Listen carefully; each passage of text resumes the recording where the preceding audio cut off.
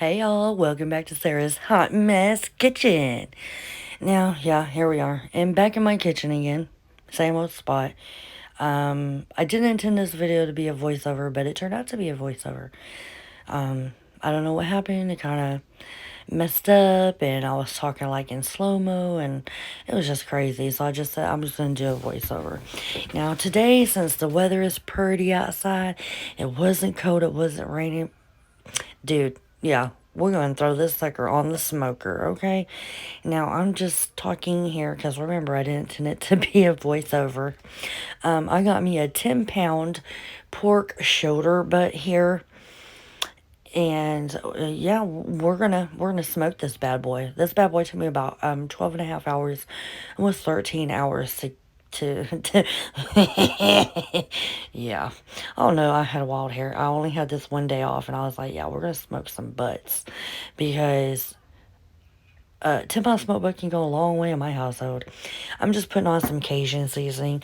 That was my homemade Cajun seasoning. This is my apple wood that I used. I don't know why I didn't rotate that around. Oh well, that is my apple wood chips that I am going to use to smoke this pork butt. Now, I am not like a world champion at a smoker. This is only the second thing I've ever smoked. And the first thing that I ever smoked was a brisket. And, needless to say, I burnt it. Yes. So, I'm really hoping that I didn't burn this butt, but I didn't. It came out so good. And I did give me a new toy. Now, here's my wood chips. I'm going to soak them in water for 30 minutes. There's my ring of fire. Yes, that is my ring of fire. That metal pan is going to hold some water. I'm going to put water in it. Because that's where my pork butt's going to sit over because I don't want it to be, get burnt up by the heat source. So now I'm just lighting up my coals. Once your coals turn all white, that is when you want to add your wood chips. Now that's going to take a minute. So I'm just getting my baster together. I couldn't find my red pepper flake shaker, so I'm using some. We ordered pizza the other night. My husband saves those. So I was like, well, I'm just going to use those. So I did 2 packages of those, probably about 3 tablespoons.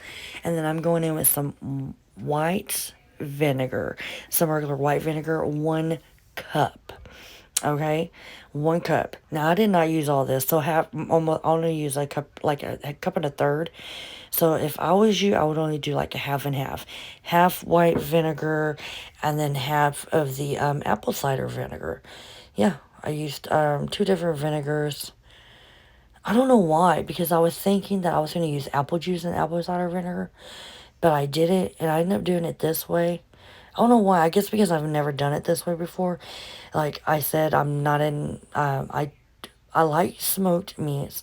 I'm learning here, so we're learning it together. Like, trust me, I had a lot of trials. Okay, I had a lot of trials, and they all were not were not good.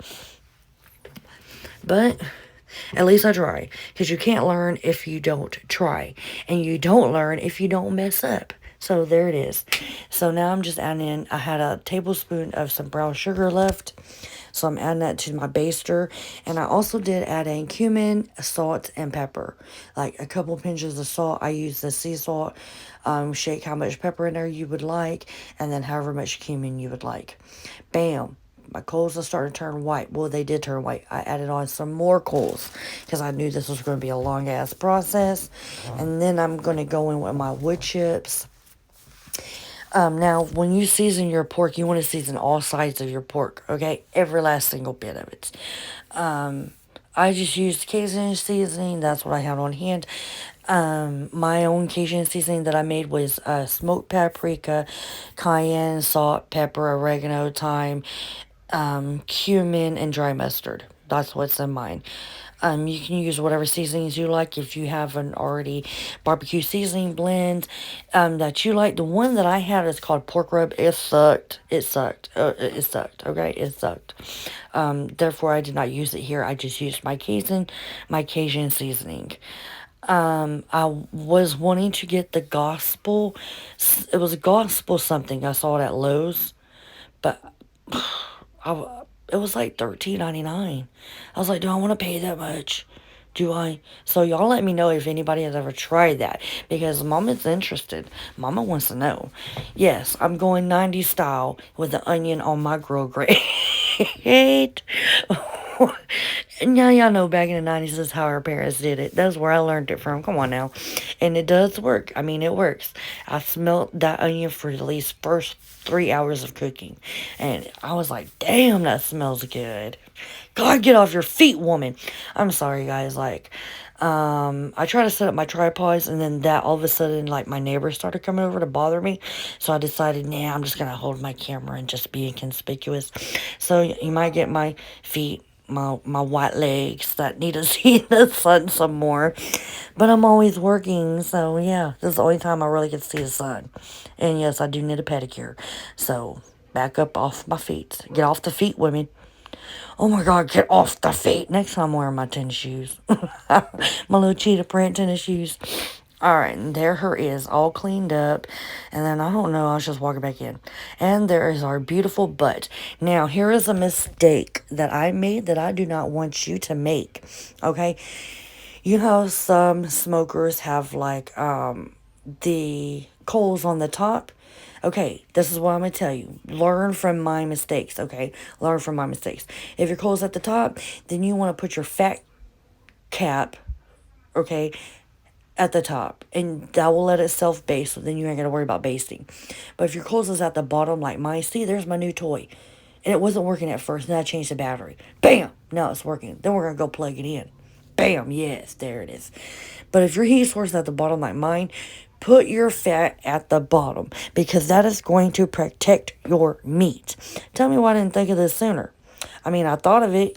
I'll tell you when it happened because you'll see me flip my meat. I will tell you when it happens. Oh my God. This, man, I'm telling you, I learned something new all the time. And I was so happy that my new toy finally worked. I had just bought it that day. I was like, oh yeah, I need one of those. And because I'm going to tell you a couple reasons why I like it. Because for one, my little old ass smokey right there, it's just an old smokey like probably what your grandpa had in the 80s. My grandpa had it. I know, I tell you, he did. And, it takes the guesswork because it doesn't have a temperature gauge. So therefore, I can use two. One to, keep the temp on my grill so I know when it's starting to dip down, I can spike it back up. And it also takes the guesswork on when I hit my stall.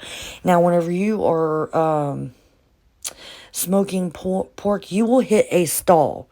Okay, now that usually happens between the temperatures of 150 and 170. You will hit a stall. When you see, oh man, my pork has been at like 158 or 160 something, whatever, for like a long extended period of time, it's because you hit that stall.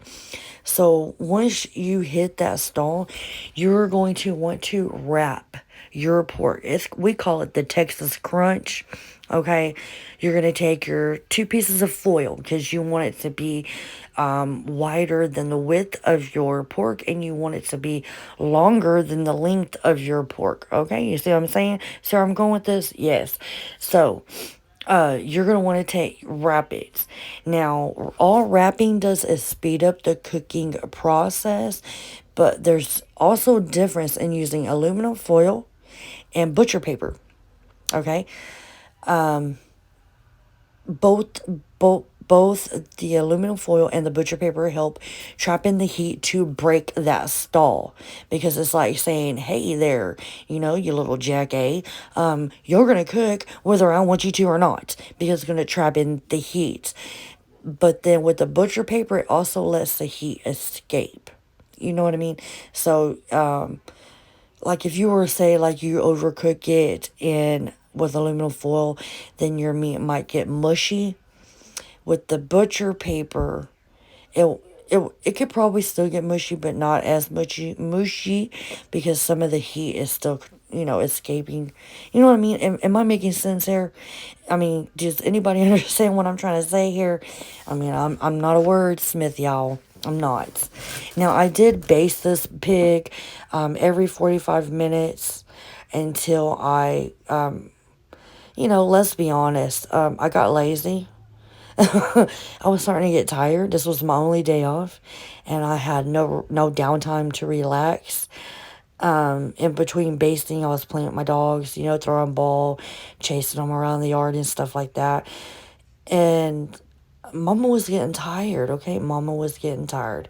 So I ended up wrapping mine like at 1:38. But there was a reason. Not just because I was being lazy.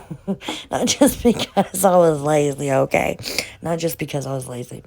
Because I didn't want it to get any darker. Now you see, I finally used my brain and I flipped that bird, that pig. You see that? I flipped that sucker. And you're going to see me here in a minute. Now, when I first started this video, I put my thermostat. I put my prong to my thermostat reader at the top. You want to put it into the side of the meat, in the thickest part of the meat. Do not get anywhere near bone. You'll get a false reading, okay? You will get a false reading. You won't get a real reading on this. Now, I know this is a little bit longer video, but hey, we're smoking a pork butt here. I guess it requires a longer video. I mean, it was way, way, way, way, way longer. I trimmed her down a lot. I mean, y'all get to see my dogs run around and attack me. They try to get knock the pit over to get the meat. I was like, oh, back it up, sister, girlfriend. Yes. So, oh, yeah, this was, I did baste it every 45 minutes. But, am I a fan of basting? No. Do I think it's a waste of my time? Yep. But, I mean, smoking is a labor of love, okay? Smoking any kind of meat is a labor of love. It is a process, a due process. Now, I noticed that my meat was, my grill was dipping, so I just went ahead and added some more coals and some more of my apple wood there. I tell you what, the next time that I smoke, I'm going to get the chunks of apple wood because them little shaving things were so not worth it. Were so not worth it. Really not. I mean, it smelled good, really, really good whenever they were like catching, it smelled really good. But if I had to do it over again, I would have got the chunks. This is my first time using applewood. With the brisket that I burnt, I used mesquite. I used mesquite. I would really love to get an offset grill so my meat isn't as close to the heat source. But hey, this is what I got to work with, so this is what I'm using. And I mean, it came out really good though. Really good. For my first time smoking a pork butt, it came out good. And I really think it's because of that thermometer. Because if I had a guess oh my god, it's been on there for 5 hours. Okay, 6 hours. Let me go ahead and wrap because it's probably hit its stall. And I'd be having to use my kitchen, well actually my thermometers that I use for work. I would be having to use those instant read things. And that's just, I don't know. Those just, they're not always accurate. They can kind of get on my nerves a little bit. Because I got like a whole drawer of ones that need new batteries. A whole drawer of, of other ones that like I need to, my mind went blank. I'm sorry, y'all. I have not slept at all. Damn, I don't know where I was going with that. But hey, there we are. See, looking at it. Now, yeah, it's just best to leave your lid on and just let it do its thing. But, you do have to baste it because you don't want it to get, like, dried out. Now, I don't know what I was thinking with using the double-sided vinegar, like, white and apple. I guess I was thinking, oh, this will help me break down, the, tissues, the tissues and all that, and it would help me, speed up the softening process, but I don't think it really did. It didn't add much flavor. It didn't really add that much flavor. Um, I mean, but it was good. I didn't taste the vinegary at all. My son was nervous about that, and I told him, no, it's not going to taste vinegary. It's kind of like when you use mustard as a binder. Everybody's like, oh, I don't like mustard. Well, guess what? When you're smoking it, you don't taste it. It dissipates. I don't know where it goes, but it doesn't taste like mustard. Y'all know who I'm talking about, right? Because everybody knows that person. Everybody has that one person that they have ran across. I know you have, because I have several times over. And here I am. I just got done wrapping it in my butcher paper. There her is. In all her beautiful, beautiful, beautiful glory. Now, what I have seen my brother do, when he wraps I've seen him when he wrapped his brisket before. He put like butter nubs on top. Y'all know what I mean by butter nubs? You know, when you cut the butters up. Yeah, the little butter nubs. He put some of those all the way down and up his brisket one time, and I was sitting there thinking, and he would like add more brown sugar before he would wrap it, like more seasonings and stuff, whatever he used the first go around. And I remember thinking, like, why is he doing that? I guess to keep it moist. Hey, used my noggin there. Alright, now here we are. Now, y'all gotta, look, I done fell asleep, which is why y'all didn't keep on getting basting videos. Basting videos. I fell asleep, and I had my timer set for midnight. And I just pulled this sucker off, and I let it set for like 2 hours. And I just let it sit on my stove. I didn't put it in the ice chest like how I do with my brisket. I just left it on my stove for 2 hours. And now we're going to see. I was so not knowing what I was going to expect when I was opening this. Because the last time I opened a meat that I smoked, it was burnt. And look at her. Oh. Now I have come to learn. I had come to learn that black stuff is not burnt. It is called, what my brother said it was called, is bark. Yes, it is called bark. I hope that's what it's called. Because I tasted it and it wasn't burnt, but it wasn't as juicy as like beyond. I guess that's what they would call like a burnt end. Because I don't really understand what the burnt end is. I don't know. There's like a guy that commented on a couple of my videos. Dog something. I had watched a couple of his videos. Maybe if you watch this video, sir, you can give me some pointers. You can give me some pointers because, I mean, I just learned by trial and error, really. And yes, I'm eating because I was hungry.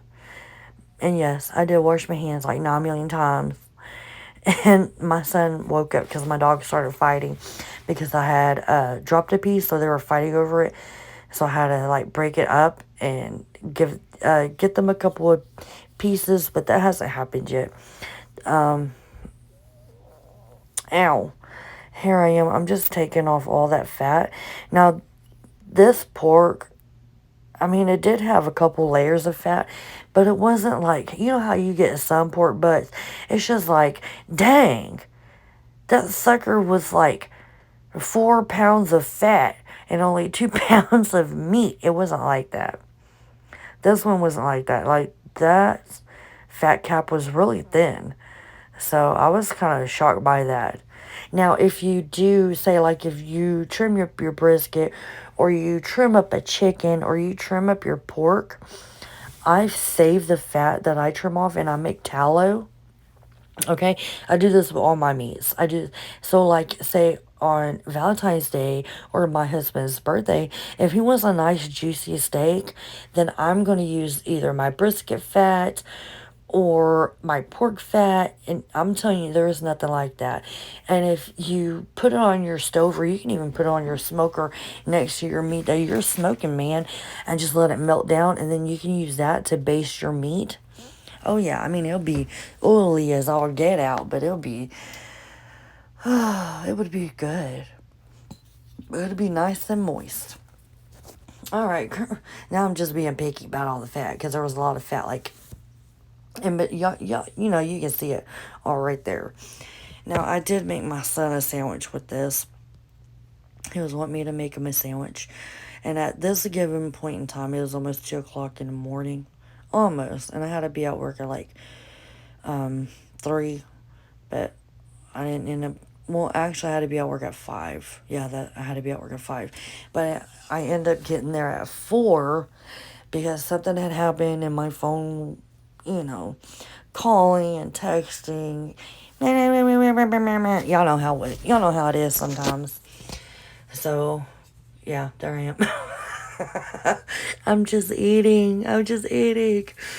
I mean, it was so good though. I wish there was like smell-o-vision or taste-o-vision. You know, y'all could have smelt it and got a taste. I think the next time I smoke a pork butt, I'm gonna do like apple juice and some Jack Daniels or some Hennessy and grape juice. I don't know. Has anybody ever used grape juice as a baster? I'm pretty sure some person has. I'm not the only one that's thinking about letting me use some white grape juice. You know? Shit. I don't know, but see, there I am. I'm trying to get all that all that fat out from underneath there. Ow. Now one thing about fat is that it'll keep your meat moist. Now I was wondering, I guess because the butcher paper drank it all up, because I was like, damn, where's all the juice at? Because I mean, there was some fat on that bird. I mean, on that bird. There was some fat on that pig. I mean, it wasn't a lot. But I guess by looking at that butcher paper, maybe my butcher paper drank it up. But it's okay, because it was good. Now, if you tasted yours and you said, oh, I need more seasoning, then this would be the time to go ahead and put your more seasoning down on in there. Okay? That this would be the time. Like whatever you use to season it up with at the beginning, you can go in there, hit it up with a little bit more salt, cayenne, whatever you used. I want to try the gospel and the AP seasoning, and there's also another one called Chewbacca. Is it Chewbacca or Chupacabra? Chupacabra.